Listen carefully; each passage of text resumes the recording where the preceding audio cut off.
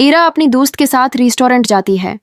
सामने वो देखती है कि फरीहा और खावर एक साथ बैठे हुए हैं। ये देखकर ईरा के होश उड़ जाते हैं। खावर फरीहा से कह रहा होता है कि हमारी प्लानिंग की वजह से ऐरा और कामयार की शादी टूट गई। ये सुनकर ऐरा अपने किए पर बहुत ज्यादा पछताने लगती है। तभी खावर पीछे से ऐरा को देख लेता है। ऐरा उसी वक्त जल्दी से अपनी गाड़ी में बैठ जाती है, मगर रास्ते में अचानक खावर अपनी गाड़ी ऐरा की गाड़ी के आगे लगा देता है। ऐरा खावर को देखकर डर जाती है। खावर जबरदस्ती ऐरा को अपनी गाड़ी में बैठाकर अपने अपार्टमेंट ले जाता है और वहां रस्सी से बांध देता है। उसके बाद खावर ऐरा के साथ जबरदस्ती निकाह करने की वीडियो बनाकर कामयार को भेज देता है। जब कामयार वो वीडियो देखता है तो उसके होश उड़ जाते हैं।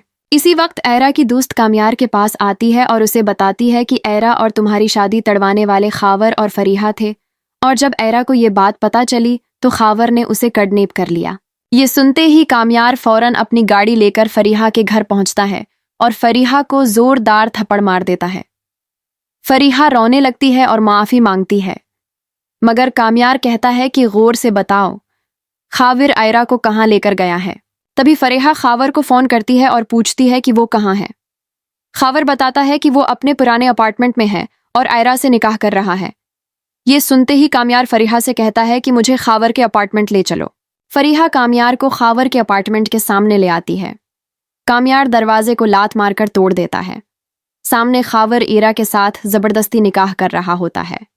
ये देखकर कामयार गुस्से में खावर के मुंह पर जोरदार थप्पड़ मार देता है। ईरा कामयार को देखकर बहुत खुश हो जाती है, लेकिन उसी वक्त खावर पस्तूल निकाल लेता है और कामयार के बाजू में गोली मार देता है। कामयार खून में लथपथ हो जाता है। ये देखकर खावर डरकर वहां से भाग जाता है। ऐरा फौरन इरफान साहब को फोन करके बताती है कि कामयार को गोली लग गई है, आप जल्दी एम्बुलेंस लेकर आ जाएं।